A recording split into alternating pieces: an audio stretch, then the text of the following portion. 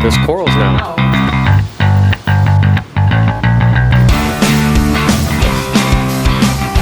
What's the point of this thing? Is it just you think you have enough Raja Rempe? Yes.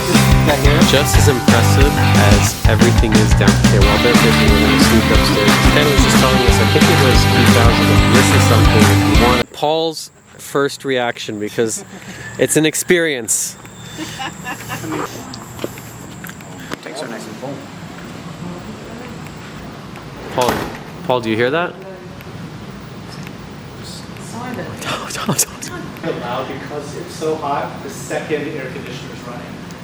Yeah, otherwise, like, you wouldn't hear any of that. Like a stillness. Nothing. Nothing. It makes you want to whisper, like you're in a library. Like, come see the corals. We are at the coolest place again when it comes to this stuff. Looks like it's from another industry. It's fun watching these two grown men revert to like kids. Like, oh my god, look at this. Look at how this wanker does it. It's incredible. I can't believe it. Is that okay? Yeah? Yeah, maybe prairie dog. I think we call them. I think they're called golfers. Hello. You guys want to see some corals? Crazy. Okay, back in the day, when I This is why Tidal Gardens is the best. The massage chair and the cloud ceiling. Woo, guys! Okay, Reefing fam, we're here again at Tidal Gardens with the one and only. He needs no introduction. Thank you, thank you. Oh, and we also have some peanut gallery commentary from our friend Paul. He came all the way from England, and we haven't been here in a year and about a year and a half. And so I think when we came last time, for us, this is the Mecca. This is epic. This is as good as it gets. But you're telling me you're always in that pursuit of perfection, and there's a lot that's changed. And I can't imagine how you could make something like this better, or where you would improve upon. So I think today, Than is going to give us a little bit of what he's been working on, what's new, maybe what you're going to continue to work on. And yeah, where do you want to start?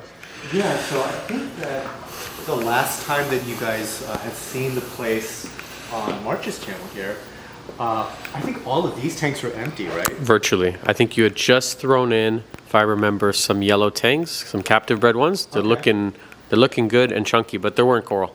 Right, and a lot of this stuff really just came from the other tanks in our place. Like this entire tray, for example, one of our hammers in our Fimbrophilia show tank had fallen over, and when we propagated it, that is how many hammerheads came off of that one piece. That was like half the colony. Jeez. So a lot of this stuff had just kind of taken up so much space in the other tanks because those are like 300 gallons. These tanks here are 500 gallons, and so they fill up the space quite a lot nicer. I don't know if you had these done yet last time. With the lighting, the canopies, I think the lights were on. Is this 10 radions? It's 10 radions. Wow. Yeah, these are Gen 5 radions. And the reason why we went with so many is a lot of people look at lighting as you're trying to cover like a two-dimensional footprint, whereas like the real problem is you need to kind of massage the light into like crevices and stuff like that because of harsh shadowing that can happen. So the way that we fix that, we just throw on more and more fixtures to try to like cover more and more angles. 50 of them. Yeah. So Yeah. there's 50 radions Just here. on this particular system. Yeah. We're not even past the front door yet, and we're already greeted with 50. I noticed there's a little towel there underneath your Biz pump. So the towel is like, it's not for the pump, it's for us. Oh, okay. So on almost every tray, we just have like easy access to towels, just because so occasionally we get into the tanks, we've got to go grab something, and then I don't want people to be dripping salt water across this whole place, so we just have towels like everywhere. And it looks like you're a fan of the Abyss pumps. We're trying to get as many as we can. They're pricey. Yes. So whenever we put together like a new system, we kind of prioritize trying to get the best equipment. Yeah, because after a while, the peace of mind you get from Look at this plumbing. just fewer things potentially going wrong. A 10-year warranty. Really nice. Well, Quiet. you only ever buy them once. That's the difference, isn't it? Yeah, because I mean, I don't even know how great the warranty is. You never used it? Never really used it. I have. Yeah. Only once, yeah. It is And, good. in actual fact, it shouldn't have been a warranty situation. It was the impeller that needed replacing on not for me, but for a customer.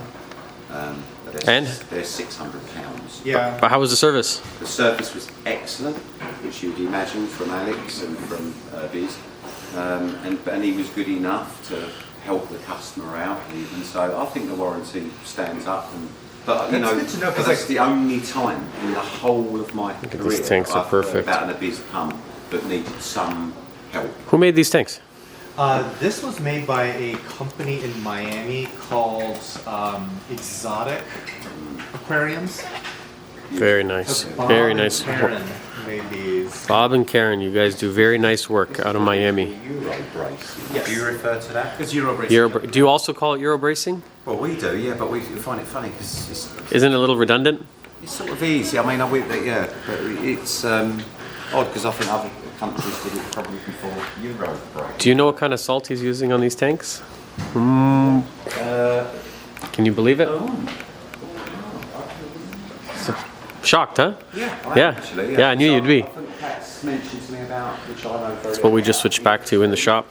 Oh, ESV. Stuff works. It's good. It's cheap. It's dirty. Does the job. Yeah, If it's good enough for these guys, it's good enough for us. the coral certainly don't seem to be. I'm under no illusion that it is the best salt. Yeah, I just want consistent yeah. and reliable.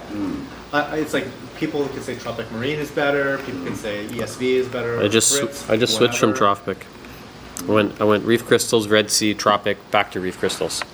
I just want consistent. Yeah. Just give me something I can predictably So count we on. used to use a lot of that sort of new paper. It's not quite as popular in the UK.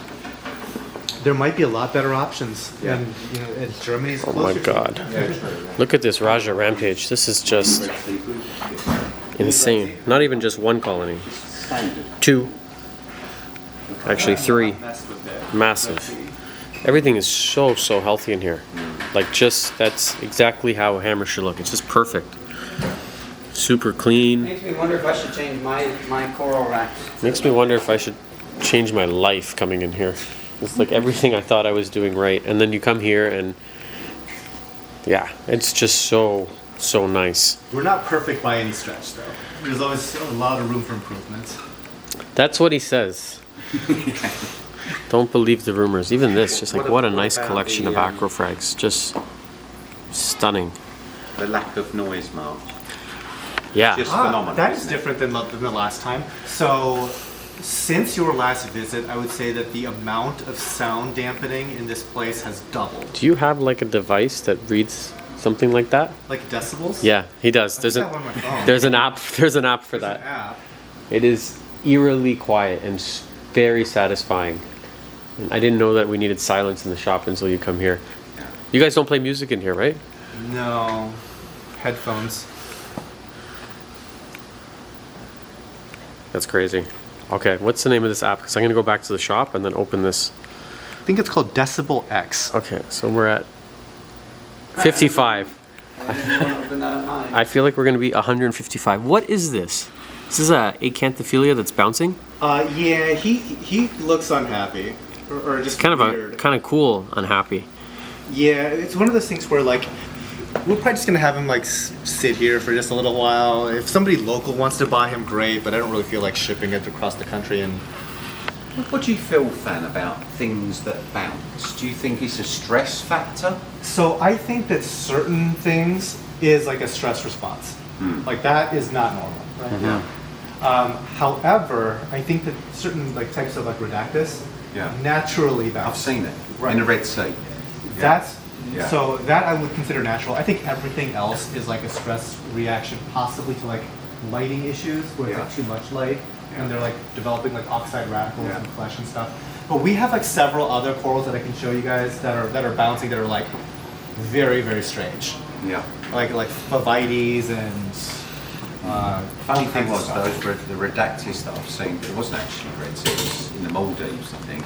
They were very, very shallow water on a very hot year. They were bouncing? And they were bouncing. And so it's the first time, because I thought originally it was like a modern phenomenon because of LED So lighting. could be a stress. And then I saw it myself in the wild. So I know that it exists in mushrooms, but we're seeing more and more corals bouncing, aren't we? So Sometimes when you get stressed, you start to bounce, no? I mean, clearly that's bouncing too. That's very strange. That's the first time I've ever really seen a Cantophilia do that. It's different. Yeah. What's going on with those tubs over there? 'Cause they look very different than the very nice, perfect glass sort of tanks that you have set up, This is how we bring coral in initially. which is very few, right? Like you're not. Very we were few. talking about this yesterday. How he's not importing. Like if you've seen us on the channel, we bring in boxes and boxes and boxes. Same with Pat. Same with you. Yeah. You know, direct shipments from overseas. That is definitely not the case here at Tidal Gardens. Yeah, we basically just want to set these guys up for about a week. So Yeah. they don't really have filtration. This is, we're running a protein skimmer on this, and we're running like a micron filter. But the idea is just to bring stuff in, let it settle in for a week before we start to do like any kind of like treatments or anything like that. Do you do anything special to the flower anemones? This is probably a bad example. These guys are struggle busing like big time. Yeah. Usually we don't even need to set up a protein skimmer, but like they just came in kind of funky. So it's like just Some time. yeah. You see when they can come in and Yeah, they're Rob- a bit funky and yeah, then we're they'll finding start that. melting. Yeah, right? we just experienced that actually, but it was from a new location that we obtained. Honduras? Yeah, somewhere like that. Yeah, these are from Honduras, I believe. And Yeah. they're shaky. Questionable, yeah. So we wanted to give it a try. We had never ordered from this particular geography before, and they're gorgeous. This one's very There are a unique couple right colors here. in there I've never seen. But I don't know if I hope they survive. I'm just saying they don't. So would you? You've got some open mouths, which it doesn't look great. This guy's letting go, but especially this one here. If you can get this one to live and then propagate this one, this is a very unique color variety for sure. Yeah, we'll see. They're definitely different than what we see from the Florida Keys and things Yes. like that. So Why much ca- larger as well, aren't they? Yeah. Most of the ones we see out of Florida, they're very small. about a Yeah. quarter of the Yeah. size. Dominican ones you can see bigger as How well. come Kessel over this These are thing? unique. I think that we just like the mounting option was just like a convenient thing. You don't use Kessel really to grow anywhere throughout. No, we use Kessels on these tubs and at our saw station. Or we used to. I think we use the AI primes on the Is saw it station. is it fair to say that the Radions then are your favorite? Okay, so Lights? the reason why I like the Radions a lot is I really do like the color rendition of them, but we do a lot of photography directly in these tanks, and it's very important for Becca when she shoots to be able to very easily change all these lights With one button. with one. Yeah, basically. Right. So, I mean, everybody kind of has their quibbles with Mobius and stuff, and yeah, there's some gremlins occasionally, but facility-wide, being able to like change lighting like that for photography Like a is flick of a switch, They're basically. also a sort of industry standard, aren't they? I mean, most hobbyists, a lot of hobbyists certainly do use Raven. So if you're trying to take pictures and it's what they would see too, isn't it? As well, Yeah. There seems to be a larger percentage of coral farms that use Raven as opposed to other forms. Just about everyone, at least that we visit. Yeah. You do, I do. Yeah. We do. Yeah. I mean, like, is it? Do you have to spend this much money to grow coral? Absolutely not. No. But Do you need a facility like this to grow coral? Absolutely not. No, because we're going to go to the greenhouse after. We need one of these now. Yeah. We need one of these facilities Yes, to match our exactly. radians. That's how you get these Montes to grow like that. You need a facility to get the rainbow Montes to encrust. This is the craziest thing I've seen today. yeah, we have. That's like so many trays of rainbow Montes So beyond Just plug bubble encrusted. over and then- plating off of the thing. Have you ever thought about just shipping and selling one entire? Hey, we have a whole tray for you. Just sell the one tray. Yeah, then they can pop I them would- out and sell them to their friends. I would love. We sometimes sell that locally to places, but even then, it's like there's only so many places that can even accept it. Yeah, that's Look at the right. polyp movement. If you watch that there, March, can you see the polyps sort of, they're trickling over everywhere? Yeah. So and the nice. flow is all done by dry loop with a biz, is it? Or There's a couple of gyres in. Occasionally there's a gyre. Is that the max spec? Cloud That's a max spec. 250 XF, something like that? I think you told us last time. Is there a reason why you prefer that over, let's say, an MP40 or a large tons or? I have been very unsuccessful with the MP line. Like, I've only had a handful of them, I concur. and everybody else Paul seems and to I like feel. them. Paul and I feel like we're on the opposite team on that one. We can still be friends and disagree on pumps. I love them. I have A lot of some that are people do. 15 years old and they're still running strong. I mean, I might have had to replace a wet side, I but think otherwise they're still For going. us, I think it was like the magnet was probably improperly seated or something, and then they just like Okay. ground down or something like that. But my sample size is very, very small. Yeah. And yeah. so we ended up going with a lot of other pumps, with mainly from Sicce, Tunzi. Now we're and- talking. They What would else? they would generate A too biz. much noise in here for you.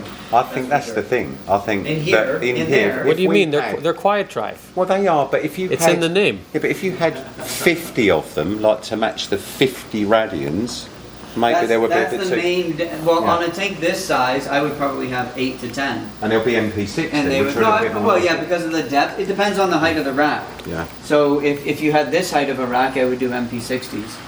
Do you have a trick to getting these Ghanies just like absolutely Yeah, look at perfect? that. They're Color, fantastic. polyp extension. I'm Is gonna it? chalk it up to luck right about now. Okay. I don't buy that. I for a don't second. buy it. I There's don't buy there's that. definitely Yeah. secret sauce. Although it's similar, I can't ever explain why you can do well with one type of gun. But even look at these, look at- tank. You'll have one Yeah, that just one that doesn't. goes. Look at the Bernardoporas, which Yeah. are usually short Well, tentacle. Bernardo Pora, I would say probably a bit easier than some of these more long tentacle types. I seem to do quite well with these. I'm but- the opposite. Oh yeah, really? Yeah. Isn't it strange?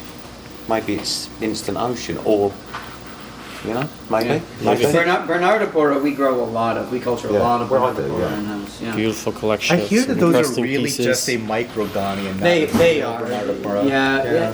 They're very easy to culture. We use both names just because people are looking for. People are looking for the name Bernardopora. I don't necessarily believe it either. One But little Nero. they grow really well, and then it's very easy for most customers to walk in. This is also a quarantine. Yes. I So would change my tank. the corals that we actually want to put into these tanks in this building, we run them through a very long quarantine Through period. here. Yeah. So these stay in these tanks for about like a couple months, and they go through like several rounds of dipping on a schedule. Polished concrete. And preferred dip? This is like the dye that we do. Yeah. We use a lot of reef primer. From Polyp Lab. Olive Lab, yeah. Nice. Because especially when you don't see anything wrong, I don't want to overly stress the corals unnecessarily, and it tends to be the most gentle in my experience. These are beautiful little systems in their own right, aren't they? They're a little acrylic tank, and also I like the idea you can just move them around with the wheels. I didn't even notice that on wheels. Yeah, oh, they're all on it. Look, if you look, everything's got. So The stuff that's hard plumbed in Yeah. can't really be moved, but like stuff like this can be. Yeah, You see his water mixing station back there? yeah, Crazy, huh? amazing. Yeah. Good starter system for a nano at home. Yep. Water These changed acros forever. in here are we're gonna be extra vigilant because the acros, knock on wood, Yeah. in this building are doing really well, and I'm not gonna Yeah. goof it up by trying to add a dozen random things. Are these ones you bought or took from the other farm? They're from next door. Okay. But we're just super paranoid because Yeah, you it's should like be very careful. Biosecurity. You should be paranoid. Explain when March was digging me out about my 3 steps. No, That's too much, though. Biosecurity is What's very was this important. here last time? It's This a lot less. I can't remember this This used thing. to be Becca's tank than now. it is to try to And fix then? the problem later. And so once Yeah, these are so sitting Becca's around. tank got to a Yeah. point where it was like it was doing well, Yes. but it's been 2 years. Nothing was really going to be new about that. I needed to free up her time to do other activities other than keeping an aquarium here. So we decided to take her stuff down, farm it, and then we needed room for all these anemones. That one's really 25. that's a special piece. We have hundreds of these. As We grew well. this all from one. These are not available that I've seen in the UK. No? not this Not graft. this one. You ever seen Not one the like graft. that? Yeah, like a half Yeah, half that's what I red, mean, half yeah. green. No, we've not seen These are the them. ones that Stunning. I'm trying to get you to have at your shop, March. Well, if you guys are watching and you want them, now they're available Yeah, they grow quick. at Fragbox. I remember you said you changed something about the skimmers. Yeah. So Oh my god, that tank. Okay, we're gonna get there in a second. one of our biggest issues was we were using undersized skimmers. And we knew on day one that they would be undersized. But we were, low stocking levels. It's like, yeah, They'll work. It'll work. They kind of didn't work. And so we kind of had some nutrient issues that would kind of creep up, things like that. And we couldn't really control it well. And so when we upgraded to like these big oversized MRCs, like these are actually rated to about 4,000 gallons. And our biggest system is about 3,000 gallons. Nice. So our systems here are 2,500 to 3,000 gallons. And so once we upgraded to these guys, all our nutrient issues pretty much went away. Like our nitrates and phosphates started diving. This also is how we react our ozone. And I guess how well it does that is so much substantially better than with a smaller skimmer. And we don't have any like residual smell or anything like that anymore. It also looks really nice. Like visually, it's just a beautiful piece of machinery. Yeah, and we went with an upgraded model that has like an Abyss A400 needle wheel pump to generate all these bubbles. I remember you told us last time, but these are actually coils that are heating the water? Yeah. I mean, we're in the middle of summer, so they're not doing a lot of work. But that is, it's like a heat exchanger. There's like fresh water running through that gets sent to a boiler upstairs. So cool. So this is another Bernardopora. That's the same ones as the ones over there. Wow. Yeah. My Bernardoporas do not look like that. Look at the size and health of these fish. That toadstool. Awesome, isn't it? Oh, I love Fantastic, it. yeah. Yeah.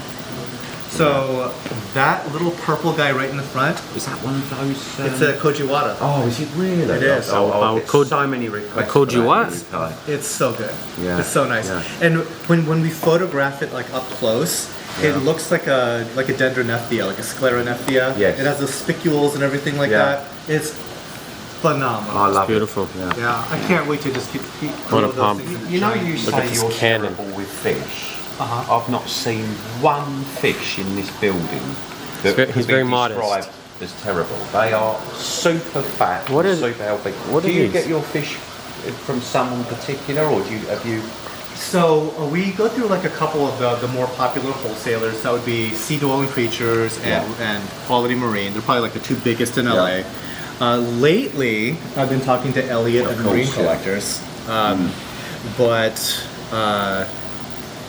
we don't bring in a ton of fish, and I think that lack of familiarity with bringing in fish, like we don't have like best practices. We just kind of like hope and pray a lot. Yeah. Well, I think most of us have, and it's only over time, and you learn, or you wish that you didn't hope and pray. And I think that's what came from that podcast with Elliot recently, wasn't it? The fish look fantastic. Once we have them, they're pretty good. The kitties. Yeah, I just saw you've got a beautiful little clown. Looks like quite an old clownfish actually. Did you see the frog spawn there, March? In the middle? In the middle, just behind this simularia, there's a really good sized clownfish living in that frog spawn. It's hiding at the I gotta moment. ask you though, what are these? Those are Orphic lights. I love how they're like hanging on the beam that's coming out of the wall. Like this was not an accidental tank. You must have thought all of this during construction. Yep. So nice. And I noticed, obviously, it must be for health and safety reasons. My lighting's quite high up, but yours is very, very. All the systems you keep it. Is that purely for health and safety reasons, where staff are in and out of Yes, the system? staff is just to get it out of. But do you still drive the lights really, really powerful, or? Well, we don't need to drive it as hard because we have more fixtures. Yes. So a lot of our fixtures are like 50% or less. So it's like the V8 theory. It's gonna. You think you have enough Raja Rampage in this place? Wow. It's one of those things that's growing faster than we can sell. Jeez. And this is What's the point of this tank? Is it just to have a nice display, or? This was chaos theory. Like, people just put stuff in here, people move stuff around, and eventually, once it grows in, it kind of looks nice, but there's not a ton of rhyme or reason behind this. However, I think that I would like to slowly move it in the direction of a soft coral show tank. Be epic. Another coral bouncing. Yep, There we go. this is a platygyra. Or no, I'm sorry. Pectinia. Pectinia Yeah. that's bouncing. Yeah, look at that. Weird. Weird, yeah. Very. There's a couple Pectinia that we have that are doing I that. want to touch it. I want to like feel the bubble. But It looks so it looks so inviting. you can't start squeezing bubbles in fans' face, Mark. Can you just remind me what these are for? This is more sound paneling. So this is it knocks down a lot of the reflection from such a boxy, boomy warehouse. It also looks super cool. Wow. That's been a lot of what you've been working on is sound paneling, right? Like that stuff there up on the wall. That's also professional sound paneling on the wall there. Is there like an end goal? Like, do you have a decibel you're trying to get to, or is it just let's just get this as brute force it, yeah, and just like add more and more and more. as quiet as possible? This is looking great. These Colorado sunset melons, I know. Colorado sunburst. That's what we've got these, but ours are not. We did have some that did look like this, but we've lost all. So that this is a Colorado sunburst. Yeah. Yes. Okay, so if you're watching this, because we get people asking us all the time, people send us photos and ask, "Is this a Colorado sunburst?" This, here, this is the textbook definition now. When we first got them, we were not sure. They're a lot more blue than I realized, like in the center. Yeah, but over time they really generated those nice, like yellow-looking tips. orangey bits, yeah. Yeah. Do you have any tips for these? As I said, I've got a little collection of them, but they've seemed to have lost a lot of their colour. Is there anything special you're doing with these? Is it just feeding? Is it? We're not really even feeding them directly or anything like that. There's not a lot to it other than just providing like a stable spot and just letting them be. And a different type of Orphic light. Yes, these are Orphic Atlantics. I don't think I've ever seen these outside of here. Yeah, it's not an incredibly popular lighting fixture, but they're No. pretty good. I think that the newer stuff probably is easier to control. Like this generation was like the software was a little tricky. They were still using like a web server type device, weren't they, or something that was.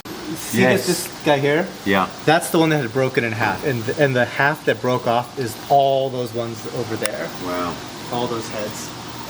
It's a crazy You see it tank. all grew down to like a single, like quarter-inch little stem. These are all like That's why they break. It's funny, I see there's some bumblebee snails in there. Is that because, like me, in my little area, I mean, I've got a tiny little space for Euphilia grown, Euphilia, but always seem to attract vermitid snails? Do you find that? I think every place will grow vermitid snails. Yeah. For us, the thing that will grow vermitid snails the most is like how aggressively we feed. Yes. And like, so it's this balancing act of like, we want to feed, but we don't want to feed so much that we have a vermitid snail problem. Yeah. And so that's why we also have a bumblebee snail population, but we sell bumblebee snails. Yes. And so once like that population starts to go as we sell those, like, okay, now we're noticing a couple more vermitids here and there. Yeah. So let's cut back on the feeding a little bit and place an order for more bumblebees. Do you know, I never used to Euphilia worry about especially. Yeah. It's underneath her.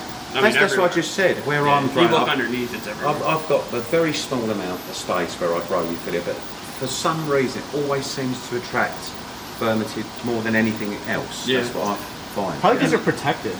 Maybe. Yeah, Something like that, yeah. changed a lot since last time. So yes, I am super duper happy with this SPS show tank because we had to probably, I don't know if redo this tank is the right word. It's gone through like dips here and there, and once we started to work out some like systemic issues that were going on, it's now finally starting to really perk up. And it turns out if there's nothing actively harassing the corals, if there isn't a chemical issue, like we were having heavy metal poisoning. Coming from where? Magnets. Like we had a lot of like algae scraper type magnets that we just left in the tank, and it turned out we had probably like 8 to 12 magnets that were completely waterlogged and were leaching in whatever. I feel like they all do that over time. And that's why we started to remove as many magnets as possible. Yeah. So we only put the algae scrapers in when we're using them. We also have to audit our pumps more frequently. And over time, we're slowly transitioning to like the higher quality stuff. So I don't have to worry as much about like a magnet swelling and then polluting the water. The color on these things is just incredible. Just perfect. Like, I'm loving the polyp extension. yeah, Like, very healthy. I'm enjoying it while it lasts because this stuff is not guaranteed. Like, You guys- acros are you- so persnickety. One day they're gonna be like, it's fine. Next day they're gonna be like, you know what, it's time to die. Yeah. Bye bye. Yeah. A lot of so- urchins, huh? Like, everywhere I look, I'm seeing 'cause tuxedos. We so this rock, it's not like crystal pristine clean, but at one time it was like a lot of algae, a lot of macro algae, turf and bubble algae and stuff, because all the little intricate little nooks and crannies, the fish don't really eat that stuff. Yeah. So once we started introducing tuxedos, they are like little blue and purple Brillo pads. They just go and they just scrub all the way down to bare rock. What am I looking at here? That is a home wrecker. So nice. That actually grew from practically nothing. Like that coral was dying, so we like broke it off. We kalkwastered the entire thing just to like make sure that whatever it had didn't spread. And eventually one little polyp survived and regrew into that colony. It's perfect. That's a piece I've always had trouble growing. Maybe you need to kalkwaster it dead and start And then it'll start. Man, you don't realize when you're looking at the front how wide this way it is. Like, 4 feet. yeah. How many gallons? This is about 600. Such a cool tank. I love this in the back. It's not like the craziest, most colorful coral, but it's a beautiful example of pink bird's nest. So like deep in color, so rich. Pink, yeah. It reminds me of like Tonga or Fiji, like stuff that comes out of there. Yeah. A little bit thicker. Really nice. Very thick branches, yeah. So you've worked out most of the kinks with this tank. So far, so good. There's always room for improvement. Knock on glass. But I think the other like big thing that we started to pay closer attention to that made a huge difference was trace elements. Man, Okay. I was really hoping that trace elements was just old wives' tale, expensive water. No, it made a difference. Like it was very clear that like once we started to start dosing, a lot of stuff, not just the acros here, but like a lot of corals that were not doing quite so well, really started to bounce back. The colour that you've got in some of these corals, considering they're under, I would say, what's this, about 16k? It's not Between 12 to 16, I would say at this point. It's not particularly blue, but the colour of some of these acros just under that. They're just light. perfect. The shortcake's perfect. I mean, The tortusas, the in fact, fox flame. What we calling this? That's a strawberry shortcake. Is it really? It's growing very much thinner branch. Do you think it is an ancestral Marcoplados from Australia, or do you think that might be more of a Indonesian type? That one might be Australian. It's tough I'm pretty to sure tell. that's Australian on the structure. Right, We yeah. see 2 structures of those come in. Yeah. And then we call those ones the ultra Yeah. shortcakes. That's And then we call similar that, too. it's not the same. We call that one the regular shortcake and we call that one the ultra. Right. But they're definitively a different structure. Yeah.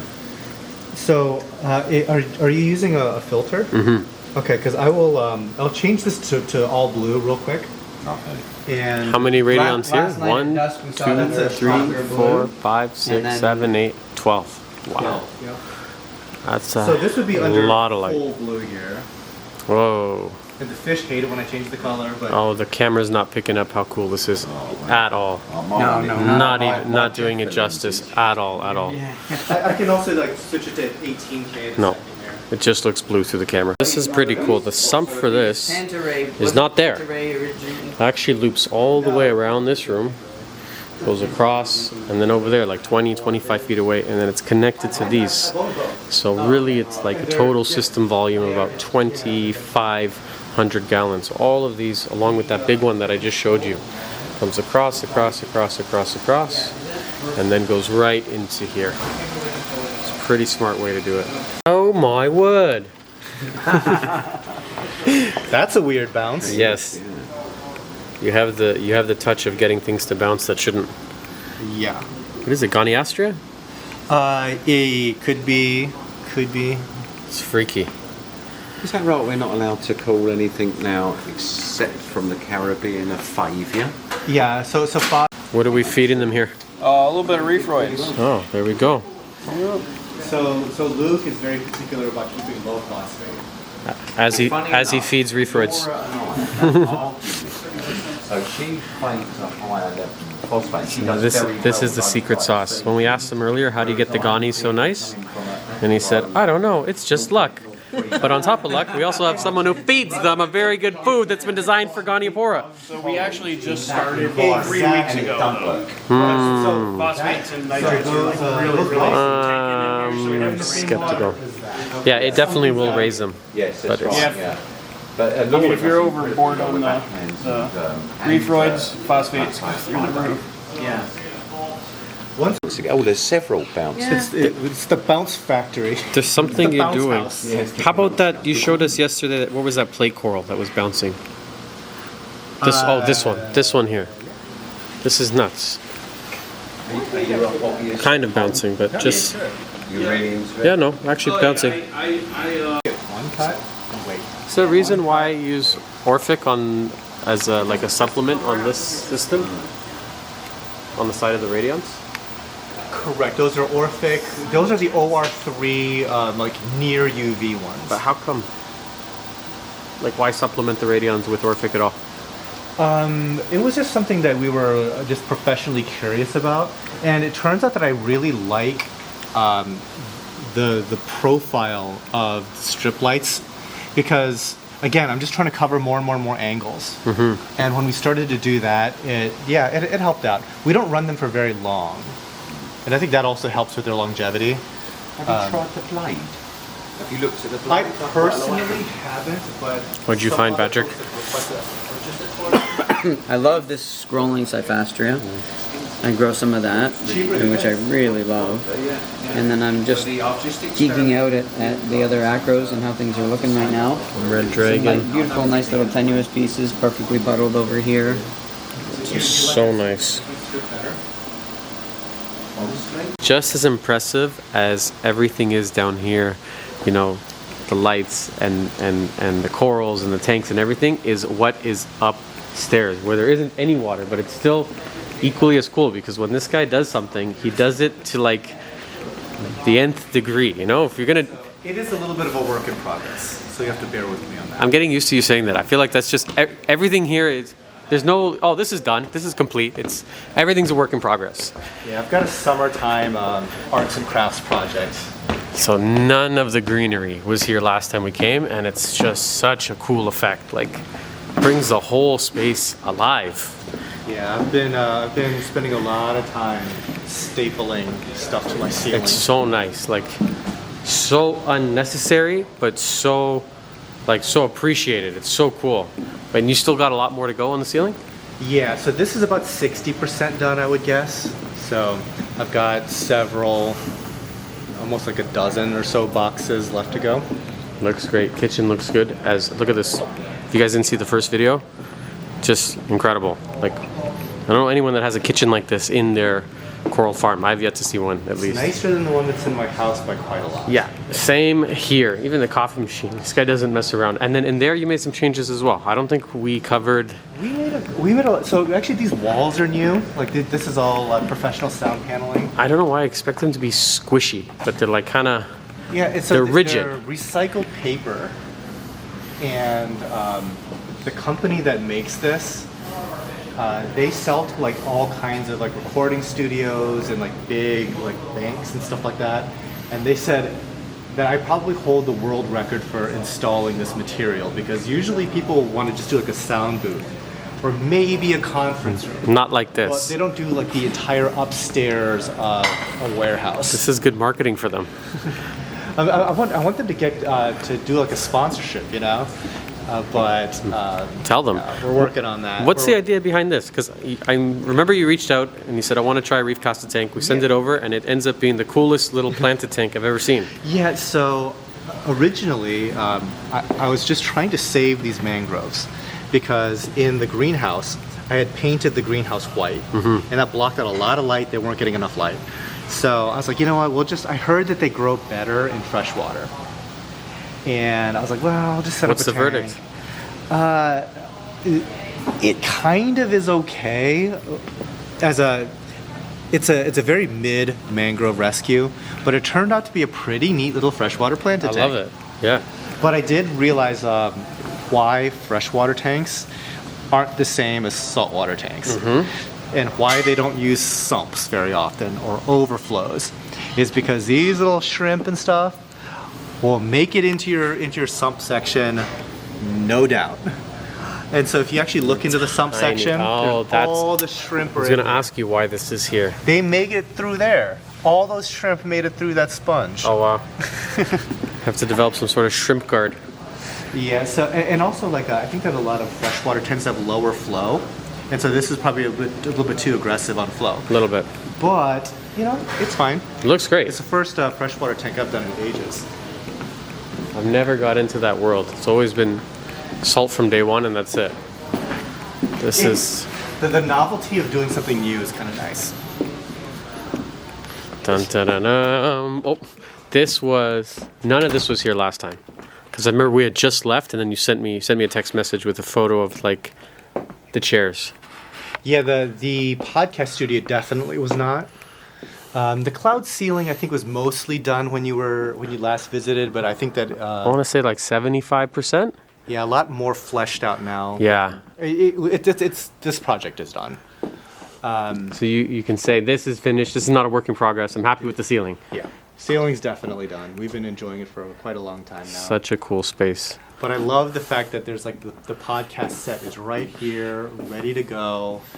Just turn it on. If someone shows up, they're in town. Yeah, and like it's super easy to set up. 3 camera angles. There's 4 microphones potentially for 4 guests if we can all squeeze in. Check this out. Dun, dun, dun. I don't even want to touch it. It's so nice. Beautiful. Really cool space, man. Okay, while they're busy, we're going to sneak upstairs and see if we can figure out how to use the coffee machine. So you guys don't know, Lizard Lady is actually a caffeine fiend. Now I have to show you what is one of the coolest parts here about Tidal Gardens. This new facility, the building, the entire, the structure alone, everything about it is just super like modern and impressive and really inspiring for someone that's in the industry. Over on this side though, I think equally as impressive, inspiring, but completely different in almost every single regard is the greenhouse where Tidal Gardens first started. I think he was in here for 20 years. I think it's now a 20-year-old building. This is what led to that one. So I just want to give you a quick walkthrough. We did it last time we were here, but it's just so cool again to see because it's just the opposite. On that side where there are, brand new and sexy, sleek aluminum stands, here we have the most rudimentary and basic, but still functional form of making an aquarium stand are just these cinder blocks. This is something we saw exclusively, with maybe the exception of one place when we were overseas in Indonesia. This is how it's done. Cinder blocks with large tanks. And it's really all you need. At the end of the day, the aluminum stands are amazing. They're going to last forever. So are these, at a fraction of the cost. So that's why I'm saying equally as impressive, because it's just so rudimentary and basic, but still it works. This is the birthplace of Tidal Gardens. Last time I came, I don't think these were Radions. I believe they were T5, and he's in the process of taking down all of them, I think, in the whole place. The wiring, I just got to show you this because it's done so nicely, like so neat. So many XR15 Radions here, but look how nicely, the power supplies are mounted up away from the water, even the way he uses these server-like power bars, power strips. And these tanks, this is something that we see throughout the entire place, are just so clean. The glass is like, I don't know if he does it because he knows that we're coming, and then he just gets the staff to go on a cleaning bender, but I get the feeling that it's not like that. He's laughing over there. This is just how I think it's just how it's done all the time. It's not because, someone's coming to visit. It's just part of the protocol and the presentation and the way it's done here. Really cool collection of soft corals. So I talk about this all the time on the channel. The longer I do this, the more I'm drawn to soft corals. And I'm even thinking about turning one of our display tanks, the big one in the store, taking out some of the corals that are just there and not really growing and replacing them with cool, hard to find leathers, because they're really hard to find leathers that have sort of a variety or a difference. Cabbage coral, we really only see 1 or 2 colors. If I find a third color, if I find a red cabbage coral, I might go into cardiac arrest on that very spot. And it might seem something so trivial and stupid, but we don't find so much variation. It is much harder to find a rare or different colored leather than it is for Agoniopora, Alveopora, Acan. These ones I'm seeing different varieties almost every single time we order. Same goes for Zoas. It's not the same for leather corals, but really nicely laid out. We're actually changing all of our racking system. Before coming here, I just ordered new ones that are very, very similar to this, where you have laser etched numbers right into the acrylic to kind of keep track of what's what. Let me walk over to the back because it's pretty cool how he has this fan set up that will come on based on the humidity in the room. So it's quite humid in here, and it's got sort of like a, hey, how's it going? It's got a very nostalgic smell and feel for me. It's a little bit of that dampness and a little bit of that kind of saltwater smell. So that's how he keeps the humidity down in here. Almost all LED now. So a year and a half ago, there was still a good amount of T5, I think, if I'm remembering correctly. More or less completely switched over to LED, and they're not really making T5s anymore. So the Blue Plus, the main bulb that we use from ATI, has been made extinct by regulations. They just said you can't make any more T5s. They gave a 1-year extension for specialty bulbs like the ATI Blue Plus, and then now they're not going to be producing any. So if you want to keep using them, I always recommend stock up now while they're available, because in maybe a year or two you're not going to see any more. I love, love, love these Gorgonians. Absolutely love this coral. I love looking at them from the side like this. You can see the height. I like how the lights are a little bit more white. And I see a couple of these actually sprinkled out throughout. The Viper Spectra. So I'd never heard of that brand until here, but it looks like they do the job. Everything in here is just super, super healthy. Very old frags, well puddled, well grown out. Dan was just telling us, I think it was 2013, they actually lost everything in here from a big snowstorm. They'd lost power for 3 or 4 days. He was away and nothing had survived. Not a single coral or fish. He was basically reduced to ground zero and had to restart. He was actually thinking about quitting, and he was saying it was actually his parents. His mom and dad said, no, you know what, let's try again. Let's get generators, keep this thing going. So he says if it wasn't for their support, there probably wouldn't have been the continuation of Tidal Gardens from that epic disaster. And I'm kind of seeing this sort of throughout each tank. We'll find one Melanaris, one sailfin, or maybe it's a meanie, one foxface, and one copper band butterfly, and a couple of these damsels. And it's like a reoccurring theme. So I'll go over here to this tank. Sometimes we'll find a copper band. So in this one again, we have the foxface, the sailfin, Melanaris. Here we have the copper band, a 6-line, and a copper band, foxface, 6-line instead of the Melanaris. Over on this tank, sorry, lizard lady, we have again copper band, Melanaris, foxface, and a sailfin.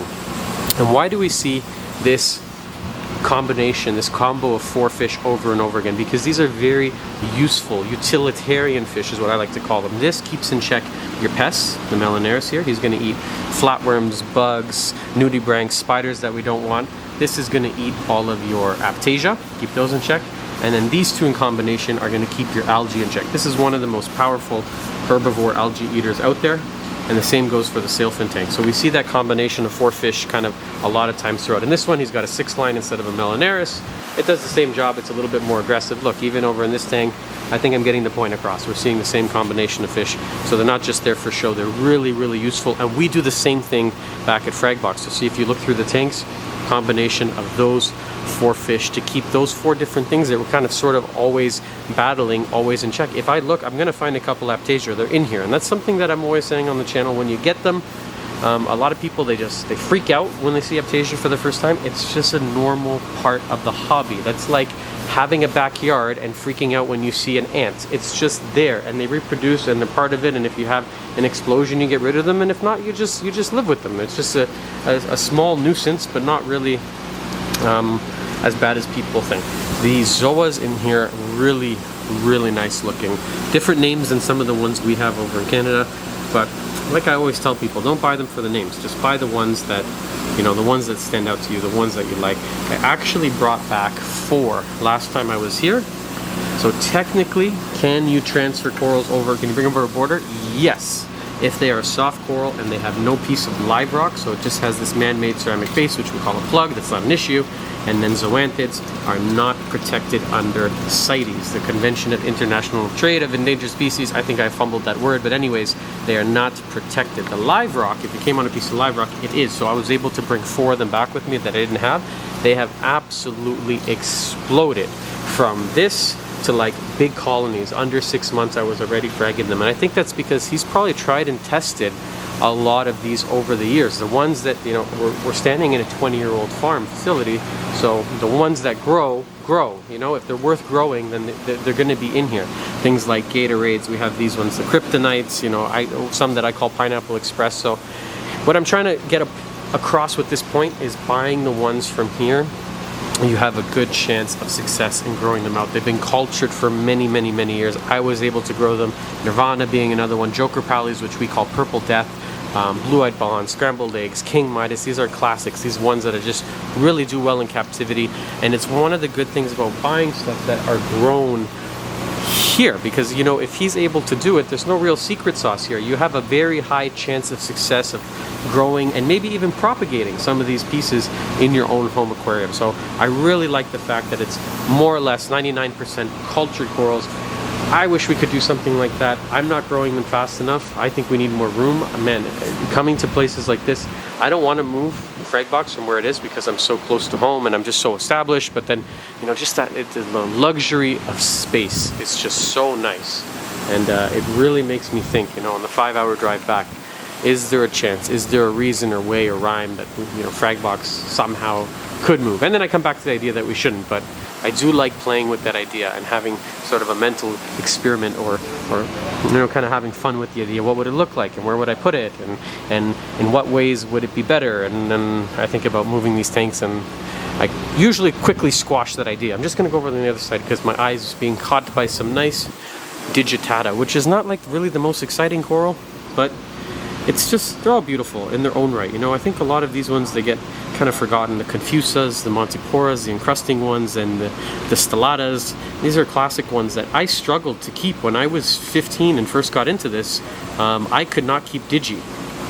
And that was because I was a dum-dum and I didn't have resources like YouTube. You know, it's way easier now. I could not wrap my head around why I couldn't keep it, and then a hobbyist eventually helped me figure out that it was alkalinity, that it was too low in the tank, and I just didn't understand the concept of it being sucked up. I was a dum-dum, but we figured it out, and now it's very rare that I kill anything sort of in that family. Really easy to keep. I really like this cactus coral too, or pavona, whatever you want to call it. I don't have any of this, and that is one that cannot come back with me. Has a skeleton, definitely protected. I really like the layout, very satisfying, and very important actually, this sort of spacing. So that's something I'm learning now. I have mine bunched together because the store is small and I want the most possible space, but this is actually how you want to do it. You want to go frag, space, frag, space, frag, space. And I found that for us, it really allows the urchins and the snails to get in between, and you get a lot less algae when you're trying to grow corals on a commercial setting like this. When we have them all bunched really close, what it does is it invites detritus to collect in between them, and it also makes it a lot harder for herbivores and for the inverts and cleanup crew to do their job and get in between them and keep the racks sort of clean. We have just endless coral. Like every time if you walk around, you're going to see something else that you didn't see on the first pass, because there's just so much to look at, and it's hard to focus, and it's just incredible. Really, I've said it a number of times throughout the video, and even when I'm not here, when I'm shooting videos back in the shop or traveling, you know, I'm always referencing Fan or Tidal Gardens or what the guys in Ohio are doing. You guys hear me talk about it all the time, and it's for a reason. This is really just the coolest and well presented, and from an outsider opinion, like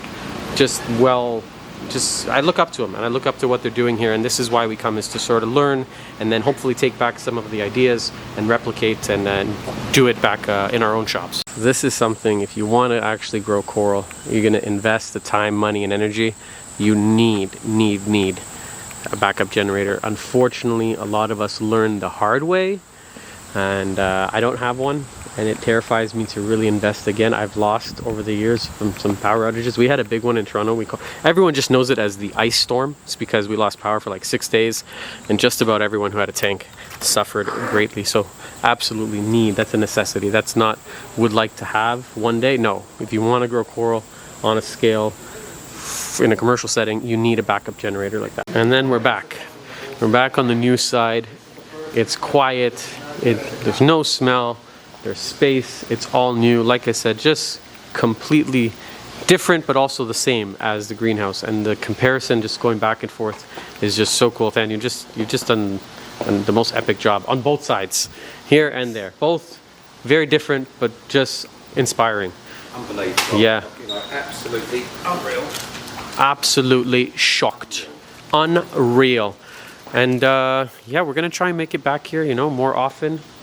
Or maybe once a year. It's not really that far of a drive for us. You guys came quite far.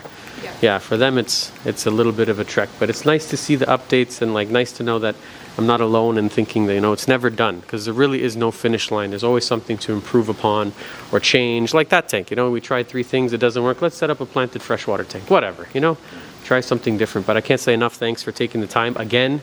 Not even just this. He's just a great guy. You know, he's an awesome host. He takes us around Ohio. We have great food. We have fun and laugh and all the stuff that happens behind the camera that you guys don't see. It's really, we just have the best time here. So thank you guys for watching. Thank you to everyone who came. Thank you, Lizard Lady. Thank you, Patrick, to the fish, and everyone. I hope to see you guys back here on the next episode of Fragbox TV. Bye for now.